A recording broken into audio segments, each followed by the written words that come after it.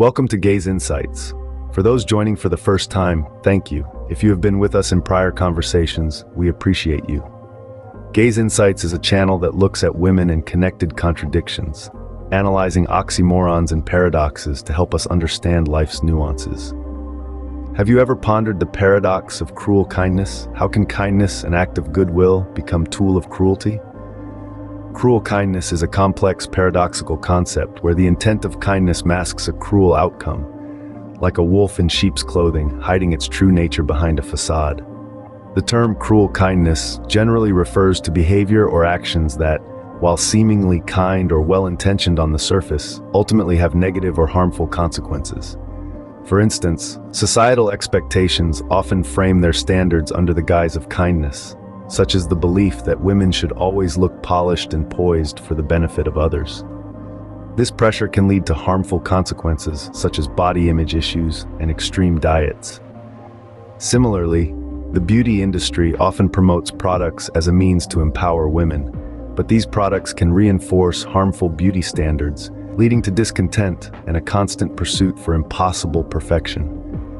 These are instances where an act of kindness or benevolence is executed in a way that causes unintended harm or distress.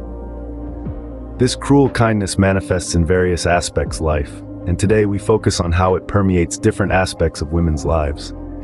Though it is often couched in terms of concern and well-wishing, it can lead to a cycle of self-criticism and unhappiness. This is the paradox of cruel kindness. In the realm of careers, cruel kindness manifests itself in a variety of ways. Imagine an exploitative mentorship, where a mentor provides guidance and support, but their real agenda is to maintain control and prevent the mentee from surpassing them. The mentor's kindness becomes a cruel tactic to stifle the mentee's growth. To further illustrate, consider the example of unpaid internships. Here, young, aspiring professionals are promised valuable experience and networking opportunities, but in practice, they end up working long hours for no compensation, trapped in a cycle of cruel kindness. It's also evident in situations where employees are overworked under the guise of dedication and commitment. Employers exude kindness by providing job security, yet the excessive workload becomes an oppressive form of cruelty. With these examples, it becomes clear that such kindness can be quite cruel. Cruel kindness doesn't just stop at professional accomplishments, it extends to personal appearance and weight loss as well. Picture this: a friend commenting on your recent weight loss. "You look so much healthier now, I could hardly recognize you." Or someone commenting on your outfit saying, "That dress really does a great job hiding your flaws." These remarks, as compliments, are in fact subtly demeaning, undermining one's self-perception and creating insecurity. This is the insidious nature of cruel kindness in the form of backhanded compliments. In the realm of relationships, cruel kindness often surfaces as conditional love or manipulative behavior. For instance, a partner may shower you with affection, but only when they need something from you. This could be their way of getting you to do something for them or manipulating your decisions. Or consider a friend who is always there for you, but only when they can gain something in return. Maybe offer a shoulder to cry on, but only to have you reciprocate when they want attention or help. These acts of kindness are conditional, skewed to benefit the giver more than the receiver.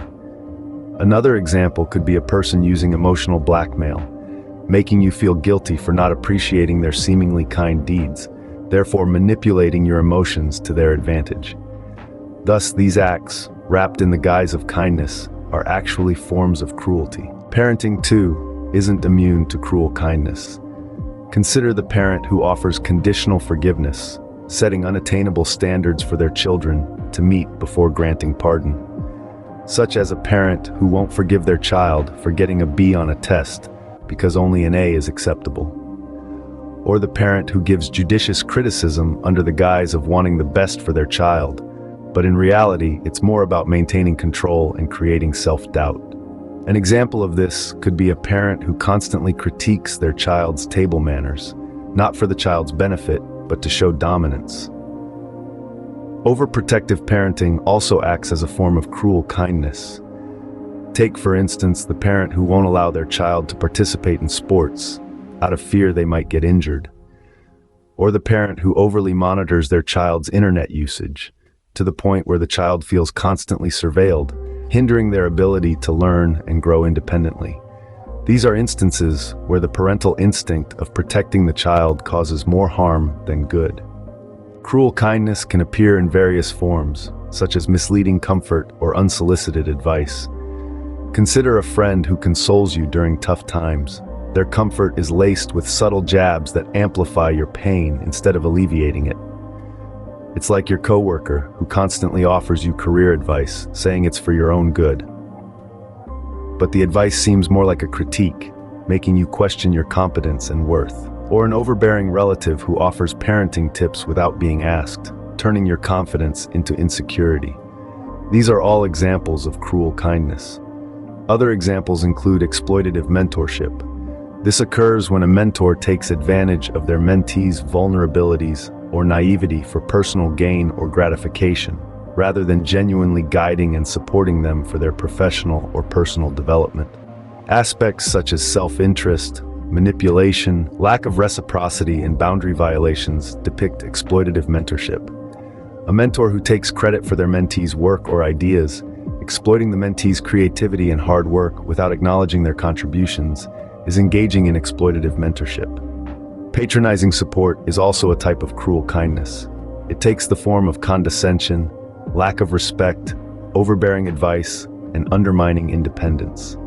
A manager who constantly micromanages their team members' tasks and decisions, offering unsolicited advice in a patronizing tone, may be perceived as providing patronizing support. In the face of cruel kindness, it's important for women to recognize these behaviors for what they are. For instance, this includes the coworker who praises your idea in a meeting, but downgrades it behind your back. Or the friend who always cheers for your success, only to subtly point out your shortcomings later on. It can even be your partner who seemingly supports your career goals, but then uses it as leverage in arguments. It's crucial to establish boundaries, practice self-care, and surround oneself with genuine, supportive individuals. Cruel kindness is a paradoxical act that's prevalent in various aspects of women's lives, from their careers to relationships and parenting. It's often disguised as kindness serves to undermine, control, or exploit. Recognizing and combating cruel kindness is key to maintaining one's self-worth and mental well-being. Whether it's exploitative mentorship at work, the backhanded compliments, the conditional love in relationships, or the judicious criticism in parenting, it's essential to identify these acts of cruel kindness. It can take the form of a senior colleague offering to help with a project, only to use this as a way to belittle your abilities, or the friend who encourages you to pursue a hobby, only to mock it later. Remember, genuine kindness is unconditional, supportive, and uplifting.